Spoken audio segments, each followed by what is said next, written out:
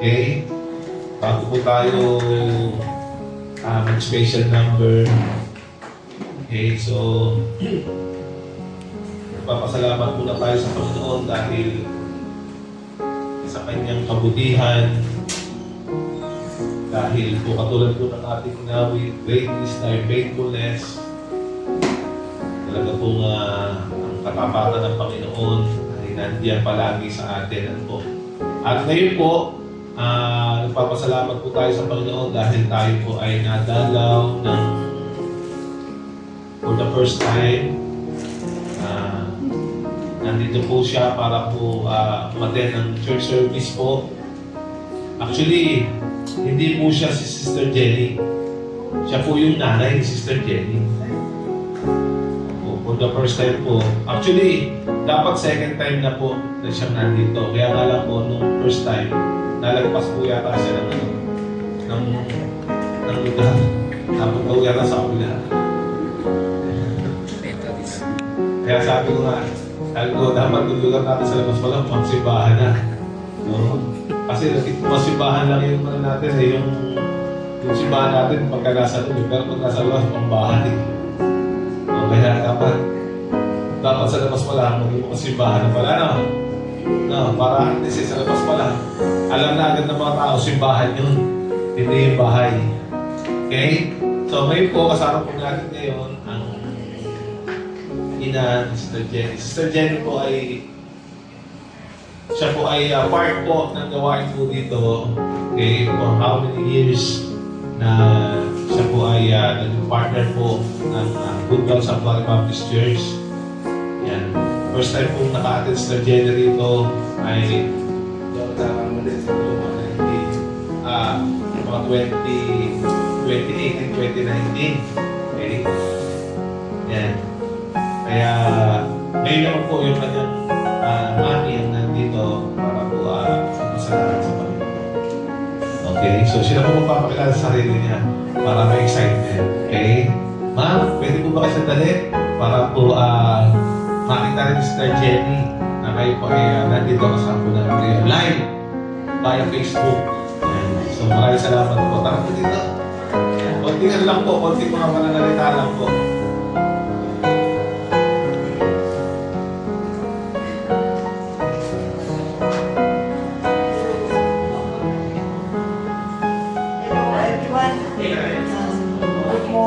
Good morning. I'm glad and it's my pleasure to be here at the Baptist Church of Pastor Abed. Nice to meet you, Pastor. And it's great to be serving God. And I'm so grateful for everyone who are here and happy to be, one of our lahat tayo nandito para magkaroon ng panahon na bigyan natin pagkakataon ng God ay maalaga natin sa araw-araw natin ginagawa, mabibigay tayo sa Panginoon ng pagpapasalamat at maging maganda ang ibibigay niya sa atin pagka nagbibigay tayo ng panahon para sa Kanya. At ang bait ng mutuwa na napunta ako dito at nagawi ako. At ang aking anak ay lubos na masaya sa mga taong nagbibigay ng panahon sa Panginoon at tumulong sa mga tao. Lahat tayo ay maging siya ng Panginoon. Ang masasabi ko lang ay I'm glad to be here. I'm glad to kayo lahat. God bless us, and I hope for the peace of our country, and I hope the peace of all the people, and we always pray and thankful to God. Thank you so much. Thank you. So, parang nakalimutan niyo yata, sabihin yung pangalan ninyo. Ako si Amelia. Will represent myself, Amelia Rosales Tiganos, and I'm from Banga, Tugatog. I grew up here, and I'm staying in Australia for many years, and thank you to see everyone here. Thank you so much, Pastor. Yes. na, ha? Ate Amelia, a.k.a. as Ani. Yan, tawag ko sa kanya. Yan. So, hindi nakakatuwa naman ito. Dahil po, may mga parents po na talagang nakakilala sa Panginoon at nagpapatuloy na dilingkod sa gawain ng Panginoon. Ate Ami, we pray for you that you will continue to serve God. Don't hesitate to come here. You are most welcome here.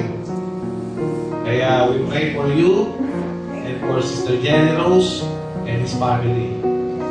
So, ngayon po umaga po ito, as we continue po, yan. So, baka meron pa gusto magpasalamat sa inyo. Yan. Rex, tara rin Rex, magpasalamat ka sa Panginoon. Birthday ko ngayon eh. Tara rin. Ito. Ito kasarap pa. Thank you pa sa Panginoon. At ikaw ay dinagdagan yung taon sa mundong ito. Dahil birthday ko ngayon.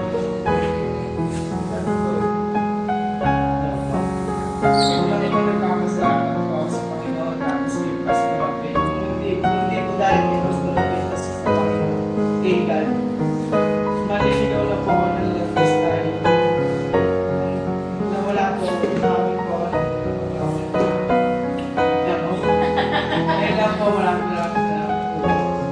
So, actually, birthday niya ngayon. Ano? Ilan taon ka na? 19 years old. So, ilan taon na rin sa church? 2 years ka na ba rin, ha? Nung nakilala ko tayo, taon ka na? 70, so 2 years old siya. So, nakakala mo siya, I found, si Brother Rex. Paano po yung sinasabi niya? Nasa ano po siya, nasa condition po siya na siya po ay under doon po sa marijuana. Okay. She been using marijuana for how many, o at least 1 year. Kaya thank you sa Panginoon dahil siya'y nakakilala sa Panginoon at ngayon ay nakakatulong po yan para po mag-invite ng mga kabataan para po sa atin po every Saturday tawag na Children Ministry. Children Ministry, ano po, kaya magpatuloy ka, Brother Rex, sa gawain ng Panginoon, ha? Huwag kang hihinto, ha? Huwag kang gagaya sa iba na huminto. Pero ikaw, patuloy ka. Okay, so ngayon po ay tinatawagan mo si Brother Richard para sa ating pong pledge to the Bible. Yan. So wala kasing karan yan. Ano ba ang Bible reading na?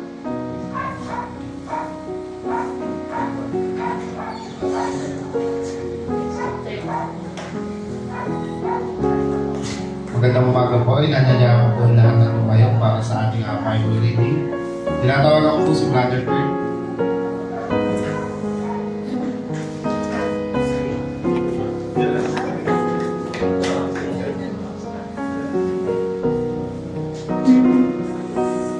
Saan po natin ang ating